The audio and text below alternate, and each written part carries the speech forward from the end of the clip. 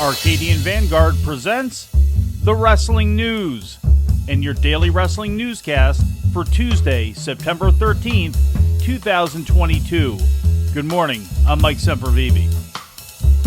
We begin with last night's Monday Night Raw live on the USA Network from the Moda Center in Portland, Oregon, where Dakota Kai and Io Sky, the team of Damage Control, defeated Raquel Rodriguez and Aaliyah to win the WWE Women's Tag Team title. Dakota Kai from behind.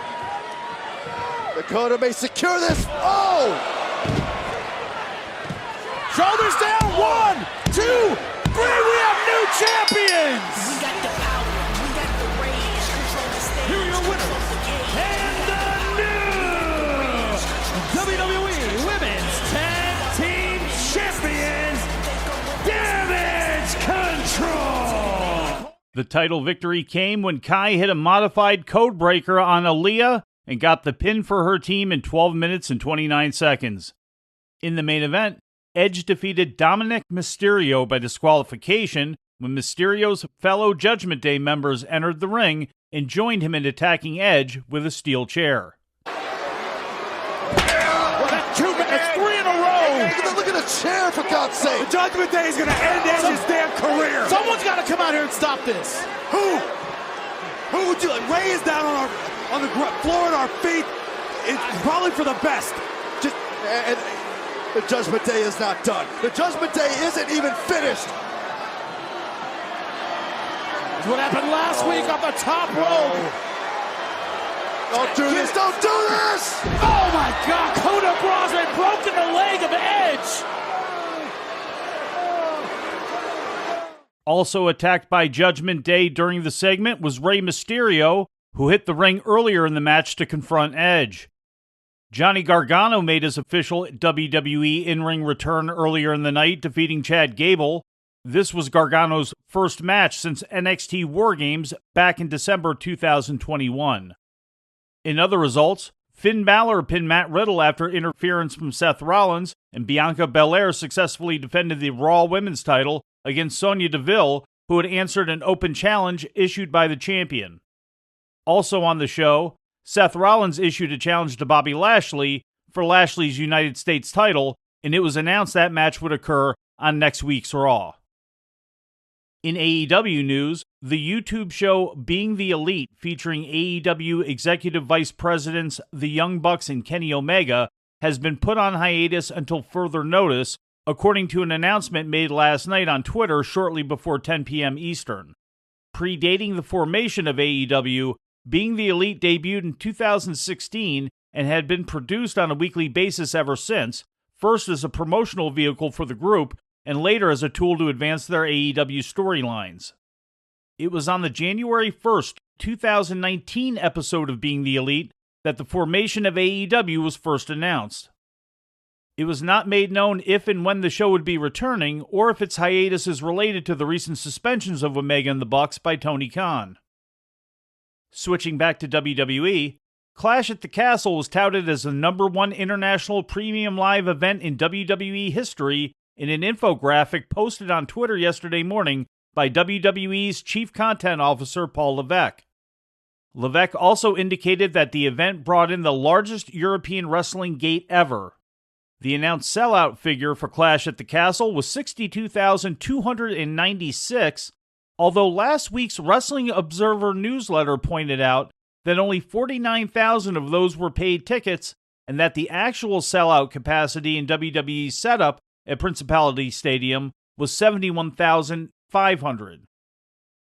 With news from New Japan's tag team division, here is the Wrestling News, Lou Kipilman. FTR will defend the IWGP Tag Team Championship against Kyle Fletcher and Mark Davis of Aussie Open at New Japan Pro Wrestling's Royal Quest II, according to an announcement yesterday from NJPW. The match will take place on Night 1 of Royal Quest on October 1st in London. FTR and Aussie Open recently competed against each other in a 6-man tag team match on the June 8th AEW Rampage taping, in which they were joined respectively by Trent Beretta and United Empire leader Will Ospreay. This is the first time that FTR has wrestled on a New Japan show internationally.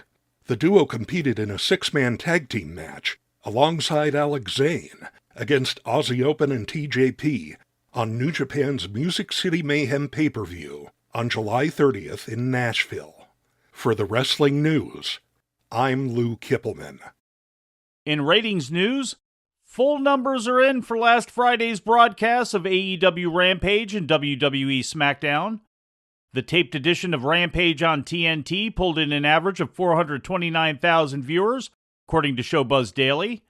That total is down from the 485,000 who watched the previous week's edition, which was the go-home show for the All Out pay-per-view. The show scored a .14 rating in the 18 to 49 demographic, equaling 183,000 viewers, according to WrestleNomics. That's down from the previous week's .16. This was the lowest rated episode of Rampage since the taped July 29th Fight for the Fallen edition. It's also down 35.97% from the same week in 2021 and down 48.14% in the key demo. SmackDown, which aired earlier in the same night on Fox, drew an average of 2.367 million viewers, the highest rated episode since June 17th, and the second highest of the entire year so far, according to WrestleNomics. That number is up nearly 14% from the 2.077 million viewers the week before, which was a taped show leading into Clash at the Castle. The episode scored a .57 rating in the 18 to 49 demo, totaling 744,000 viewers, up from the previous week's .49. SmackDown ranked number 1 on network TV. The episode scored a .57 rating in the 18 to 49 demo, totaling 744,000 viewers, up from the previous week's .49. SmackDown ranked number 1 on network TV in the target demo for the 9th week in a row, and number 5 in network TV viewership overall for the night. While viewership held steady with the same week in 2021, the 18 to 49 demo experienced a 12.3% drop. Jerry Lawler revealed that he will be the subject of an upcoming episode of A&E's Biography, WWE Legends series, during an interview yesterday for the Johnny Dare Morning Show. Lawler discussed A&E's documentary crew coming to Memphis to shoot parts of the episode, which will air next winter during Season 3 of the series.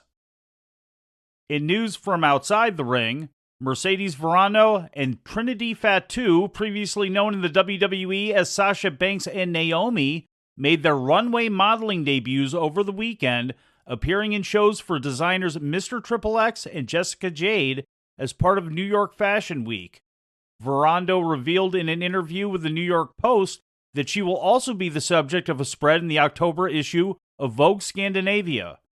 The two performers walked out of WWE last May over creative differences, vacating the women's tag team title in the process.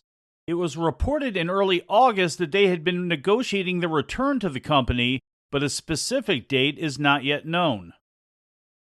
With wrestling book news, here's the wrestling news, Brian Solomon. ECW Press has officially announced a title and a release date for its upcoming Deborah Medusa Michelli autobiography, co-written by Greg Oliver.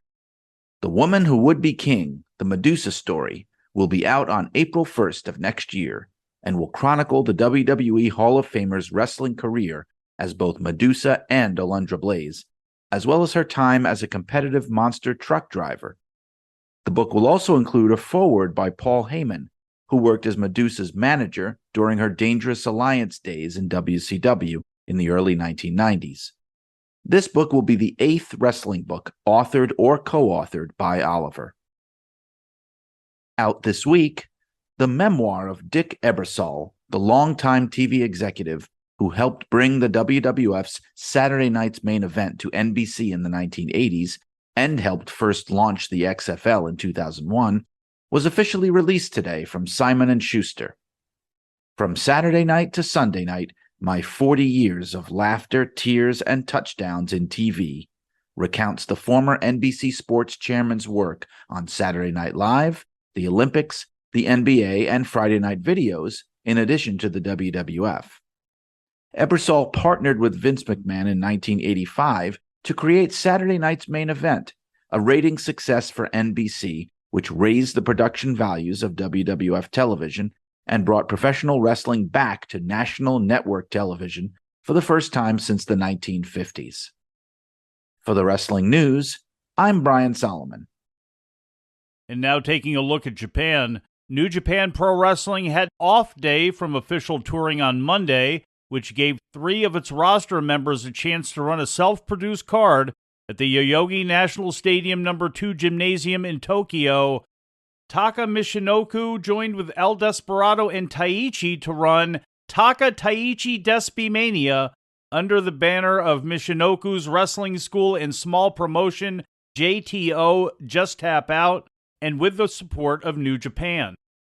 The card featured members of JTO as well as the trio's Suzuki-gun stable and a variety of styles from other promotions, including New Japan, All Japan, Stardom, GLEAT, and others. Closing the show, El Desperado defeated Jun Kasai from the Freedoms Group in 28:30 after using the Pinche Loco. The semi-main events were celebrations of both Taka Michinoku and Taichi's 20th anniversaries in pro wrestling. And much like other recent anniversary matches, including Yuji Nagata and Tatsuhito Takaiwa on Sunday, the honorees would fall to defeat. Taichi teamed with All Japan's Yoshitatsu in a losing effort against Hiroki Goto and Raisuke Taguchi after Goto pinned Yoshitatsu in 18 minutes and 20 seconds, while the Great Sasuke, Dick Togo, and Gato defeated Taka, Shima, and Kaz Hayashi in a 6-man tag when Gato rolled up Michinoku. The show is available as a standalone pay-per-view for subscribers of the NJPWWorld.com streaming service. Wonder Ring Stardom's 5-star Grand Prix tournament, which consists of 26 wrestlers competing in 2 blocks, continued yesterday morning at Tokyo's Korakuen Hall. Results of note include Seiya Iida's victory over Hazuki in the blue block.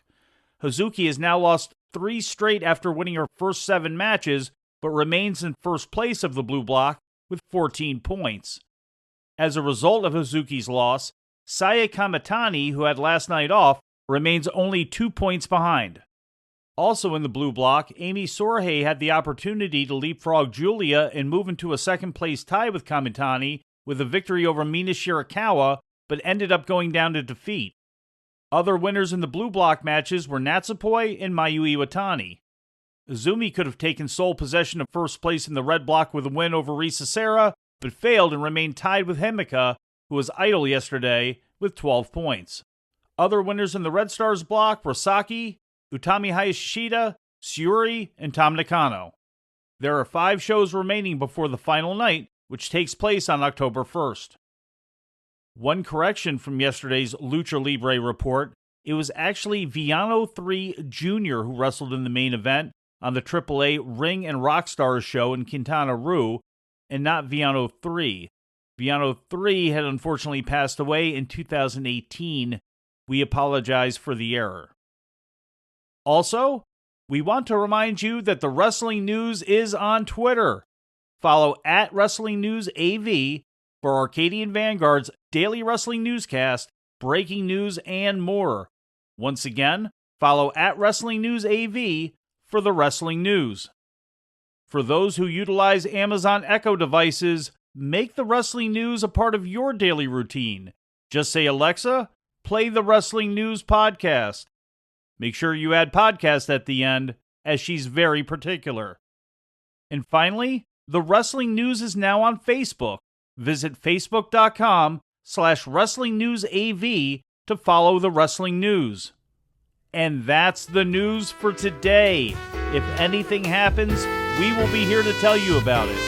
No clickbait, no paywall, just the Wrestling News. The Wrestling News is a division of Arcadian Vanguard, and the Wrestling Newscast is a production of the Arcadian Vanguard Podcast Network.